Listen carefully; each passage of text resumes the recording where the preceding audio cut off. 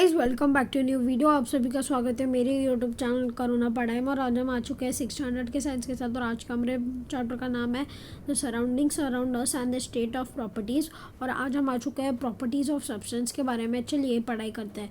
सबसे पहले आज हमारे 5 टॉपिक होने वाले हैं, ब्रिटलनेस, हार्डनेस, इलास्टिक और फ्लूइडिटी। और उसके आगे भी जाके बहुत सारे टॉपिक्स हैं जिसको आज की वीडियो में हम जिसको कवर करने वाले हैं प्रॉपर्टीज़ ऑफ सब्सटेंस के बारे में। चलिए पढ़ाई करते हैं। पहले सबसे हम आ जाते हैं ब्रिटलनेस के ऊपर। What will happen if the pressure is applied on the substance like chalk, brick, alum, grass और द राजगरी वाड़ी. This substance break into small pieces or particles. Such substance is said to be brittle. This property of substance is called brittleness. अगर कोई चीज़ टूट जाती है या उसके ऊपर ज़्यादा प्रेशर लगाने के बाद एक चीज़ टूट जाती है तो उस प्रॉपर्टी को हम कहते हैं ब्रिटलनेस। और ब्रिटलनेस हमारे यहाँ पे बहुत ज़्यादा चीज़ों में पाई जाती है। अभी हम आ जाते हैं हार्डनेस के ऊपर। Take an iron nail try to pierce a cardboard sheet, wet mud and a piece of wood using the nail. What happens? The nail easily pierces wet mud but not the piece of wood.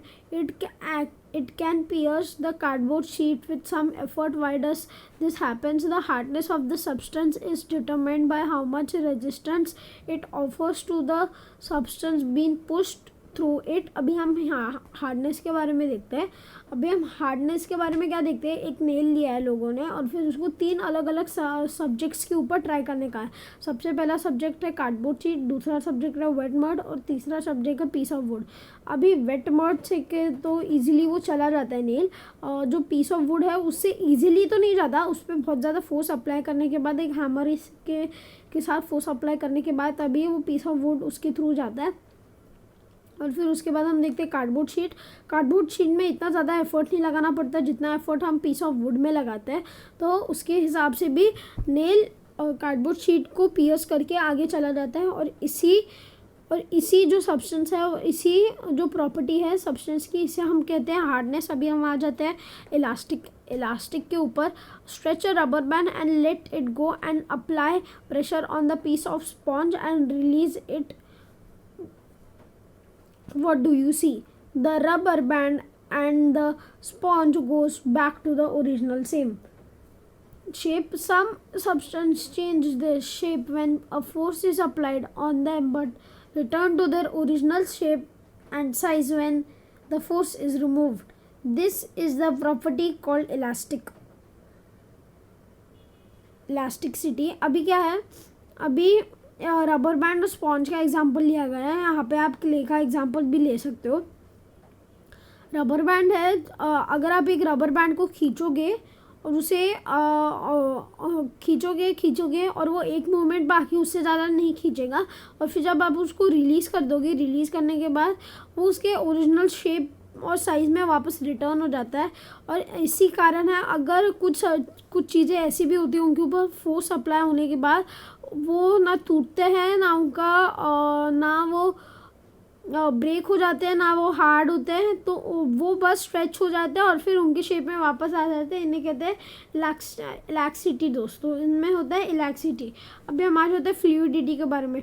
Take a flat metal sheet of a size of a notebook, holding it at the angle, put a drop of water, honey and gum at different places on the cardboard. Observe how do they flow down the slope. Liquids flow downwards on a slopey surface. This is the property called fluidity. The fluidity of any liquid determine how easily it flows. Water का fluidity बहुत ज़्यादा है as compare to glue धीरे धीरे जाता है, पर पानी जो है वो एकदम फास्ट नीचे जाती है। अभी हम यहाँ पे आ जाते हैं एक मेटेलिक शीट के ऊपर, जहाँ पे हमें एग्जांपल दिया गया है वो मेटेलिक शीट एक नोटबुक के साइज़ के हिसाब से होनी चाहिए। और जब ये आप 3 अलग अलग हिस्सों में उसे ड्रॉप कर देना है, जैसे डायग्राम 5.11 में दिखाया गया है उसी तरीके से आपको देखना है। तो आप देख सकते हो सबसे ज़्यादा जो डायग्राम के नीचे आ गया है वो पानी है, और फिर उसके बाद जो उसके बाजू में रखा है वो आई गेस ग्लू है, और फिर जो हनी है वो एकदम एंड में है। ये तीनों अलग अलग चीज़ें हो गई as compared to the fluidity, water का फ्लूइडिटी सबसे ज़्यादा होता है दोस्तों। अभी हम आ जाते हैं डेंसिटी के बारे में। If two blocks of the same size, one wooden and the one iron, are weighed in a balance, how would they compare? The mass of different substance have the same volume can be different. This difference is because of the difference in their densities. Because the substance of the same volume is the one with the greatest density are heavier than those who has a less density. अब यहाँ पे हम आ जाते हैं density के बारे में। अगर आप एक वुल 1 किलो वुल और 1 किलो आयरन लोगे तो उसमें भारी कौन सा रहेगा? आयरन भारी रहेगा, क्योंकि उसकी डेंसिटी ज़्यादा होगी वुल से। यहाँ पे भी एक एग्जांपल आ जाता है एक क्वेश्चन का बारे में, जो एक ट्रिकी क्वेश्चन है। ये बहुत बार पूछा जाता है, बहुत सारे लोग आयरन ही जवाब देते हैं और वो करेक्ट होता है डेंसिटी के कारण, क्योंकि जो डेंसिटी होती है वही डिफाइन करती है कि कौन सा भारी होगा, कौन सा लेस होगा। तो डेंसिटी के ही कारण वो डिफाइन हो पाता है दोस्तों। अभी हम आ जाते हैं सॉल्यूबल के बारे में। अभी हम आ जाते हैं, take a glass of water, add some salt, fine sand and sugar to it and try to dissolve them. Repeat this, replacing water with kerosene. What do you observe? Some solid substance dissolve in a particular liquid. If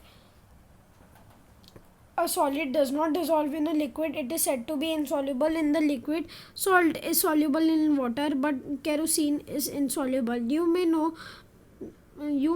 of many beverages, many by using water and soluble substance. This property of substance is getting dissolved is called solubility. अगर कोई भी चीज़ पानी में dissolve हो रही हो, जैसे कि सॉल्ट, सैंड, ये सारी चीज़ें वाटर में डिज़ोल्व हो जाती है, तो इससे वो दोनों चीज़ें सॉल्यूबल है। पर अभी हम केरोसिन के ऊपर आ जाते हैं, तो केरोसिन पानी में सॉल्व नहीं होता, तो हम उसे इनसॉल्यूबल कहते हैं। और इससे एक फैक्ट निकल के आता है कि पानी इज़ द यूनिवर्सल सॉल्वेंट वो चीज़ होती है जिसके अंदर एक चीज़ डिज़ोल्व की जाती है, उसे हम सॉल्वेंट कहते हैं। और इन दोनों का ऐड होने के बाद उसके बाद सोल्यूशन निकल के आता है दोस्तों। अभी हम आ जाते हैं ट्रांसपेरेंट और ट्रांसपेरेंसी के ऊपर। इफ़ यू कैन, अगर आप एक विंडो के बाहर देख सकते हो और उसके बीच में ग्लास है, तो उसे हम कहते हैं ट्रांसपेरेंट। वो ग्लास ट्रांसपेरेंट है क्योंकि उसके थ्रू ग्लास जा सकती है। ग्लास लाइट जो है वो उसके थ्रू पास कर सकती है। पर अगर आप वहाँ पे एक सॉलिड कपड़ा ले लो या कोई सॉलिड कार्डबोर्ड का पीस ले लो, तो उसके थ्रू लाइट पास नहीं हो सकती है, लाइट वहाँ पे ब्लॉक हो जाती है, तो हम उसे ट्रांसपेरेंट नहीं कहते, उसे हम ऑक्यूपाइड कहते हैं। पर अभी हम आ जाते हैं ट्रांसपेरेंसी के ऊपर। Glass, some types of plastic, clean water and air are transparent subjects. ये सारी सब्सटेंस क्या है? ट्रांसपेरेंट है। मेटल्स, अब हम मेटल्स के ऊपर आ जाए। मेटल्स में हमारे पास बहुत सारे एग्जांपल्स हैं। Substance like copper, gold, iron, aluminium are called metals. Metals are found in the form of minerals deep inside the earth. Minerals from the earth's crust are processed to obtain the metal in daily life. The metals have various importance use. Let the study some common properties of metals. अभी यहाँ पे तो हम अभी properties of substance के बारे में पढ़ रहे थे, पर अभी हम इसके आगे प्रॉपर्टीज़ ऑफ मेटल्स के बारे में पढ़ेंगे। अभी हम मेटल्स में क्या देखते हैं? आयरन, कॉपर, गोल्ड, एल्यूमिनियम, ये सारे क्या है? मेटल्स है। इनके बहुत सारे फॉर्म्स और इनके बहुत सारे मिनरल्स होते हैं जो अर्थ के अंदर पाए जाते हैं, और इनके इतने सारे अर्थ के क्रस्ट होने के कारण इसके बारे में एक अलग सा टॉपिक बन जाता है जो है प्रॉपर्टीज़ ऑफ मेटल्स। आज के लिए बस इतना ही। आई होप आपको ये वीडियो पसंद आया होगा। अगर वीडियो पसंद आया होगा, वीडियो को लाइक, वीडियो को शेयर, चैनल को सब्सक्राइब और कमेंट्स में ये ज़रूर बताना आपको मेरा एक्सपीरियंस